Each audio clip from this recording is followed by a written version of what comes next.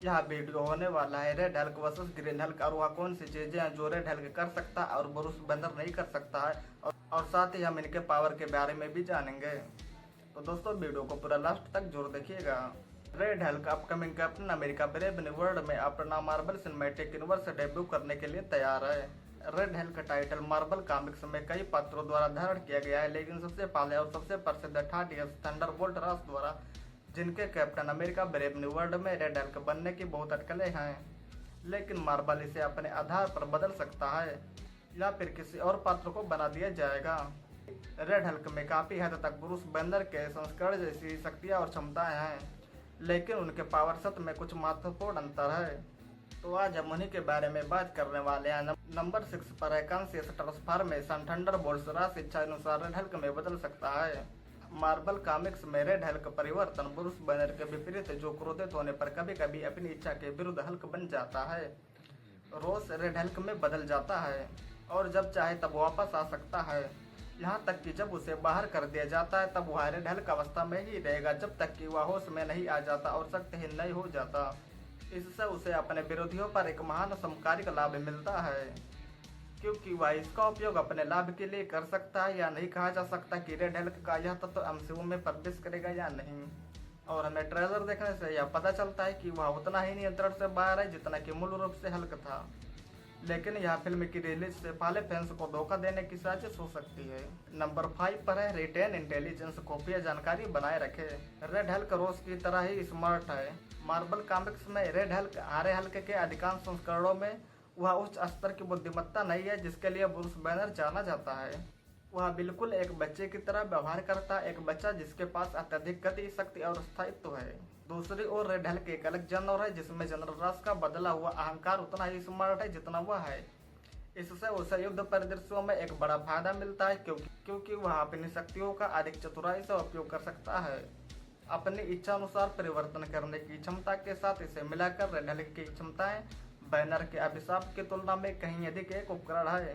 Number 4 पर है energy absorption. Red Hulk भारी मात्रा में एनर्जी ग्रहण कर सकता है। मार्वल कॉमिक्स में सिल्वर सर्फर सर्फबोर्ड पर रेड हल्क मूल की तुलना में रेड हल्क की शक्तियों में सबसे बड़ा बदलाव यह तथ्य है कि वह बड़ी मात्रा में एनर्जी को अवशोषित कर सकता है, कुछ ऐसा जो बैनर के द अदर गाई के अधिकांश संस्करण नहीं कर सकते हैं। और यह गामा रेडिएशन एक्सपेरिमेंट से जुड़ा है जिसने रास को इस राक्षस में बदल दिया।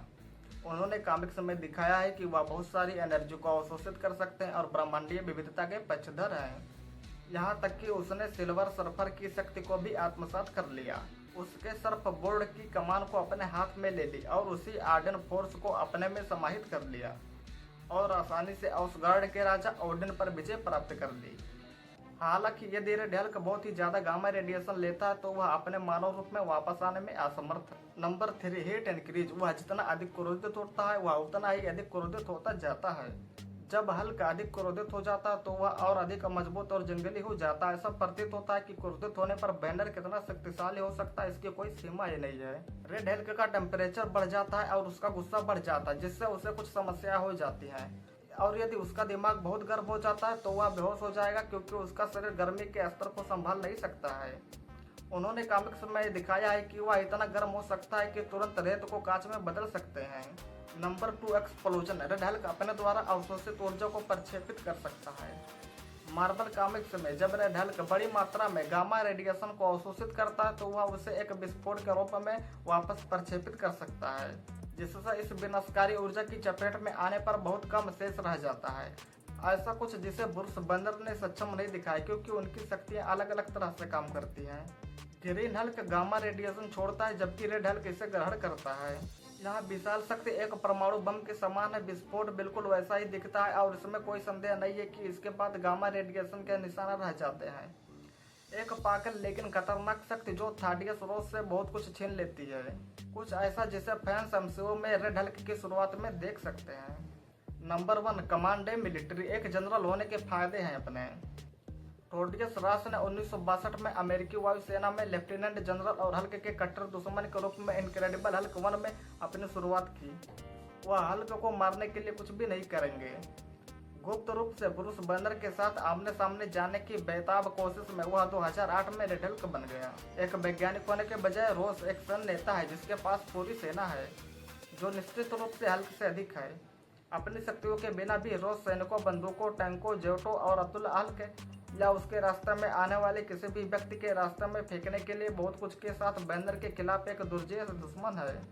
दोस्तों, ये थी टॉप 6 थिंग जो रेड हल्क कर सकता है और ब्रूस बैनर नहीं कर सकता है।